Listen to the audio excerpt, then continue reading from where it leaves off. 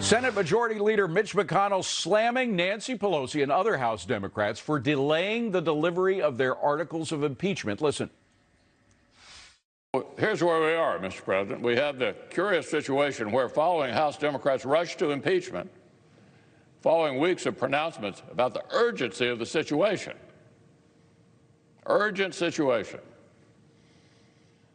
the prosecutors appear to have developed cold feet.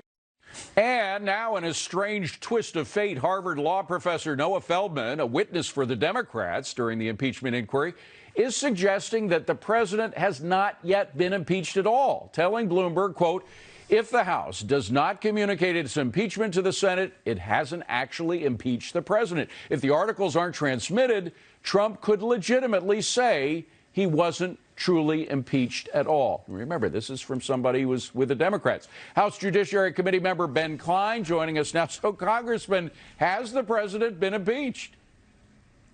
You know, it's a great question, and I read the Bloomberg editorial, and just when you think it can't get any stranger, you know, Nancy Pelosi threw all those moderates in Trump districts, those moderate Democrats, she threw them under the bus, and now she's just dragging them down the street. They are along for the ride, whether they like it or not. And when she says she wants to play this out for political purposes, it just shows you how weak their case is and how really it is being abused. The Constitution is being abused for political purposes. But I want to press you on this point. Do you think the president has been impeached, or will that not happen until the Senate picks up the trial? I think when you have a bill and it is passed, it has to be conveyed to the Senate for its process in the House to be complete. So under that scenario, the articles of impeachment do need to be communicated to the Senate for the House action to be completed and the Senate action to begin. So I would argue it's incomplete at this point. Congressman, some would argue that in the court of public opinion, the president has been impeached by the House. Nobody expected the Senate to remove him.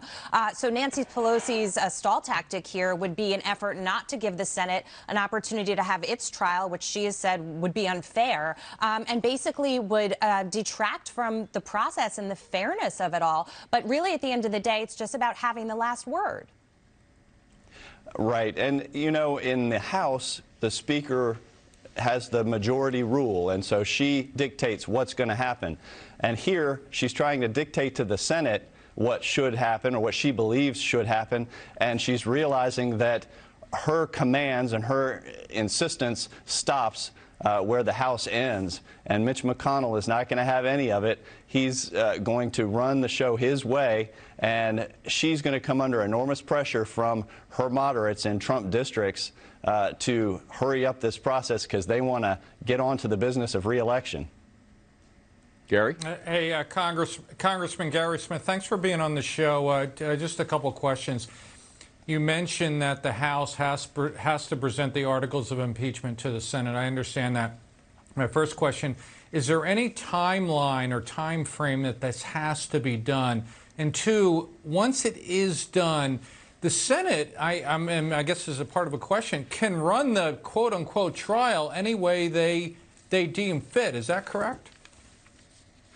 That's correct, and the Senate operates under its own rules.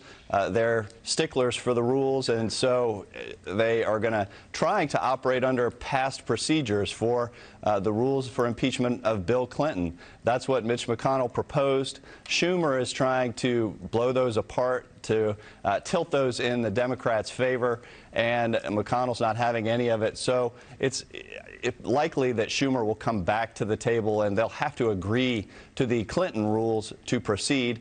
But then, you know, they can change them anytime they want. So if a couple of Republicans decide they want to join with the Democrat senators and change the rules up, they can. But hopefully we can get this process over with and get on to the business of the people, because this is really just becoming a charade and a sideshow distraction.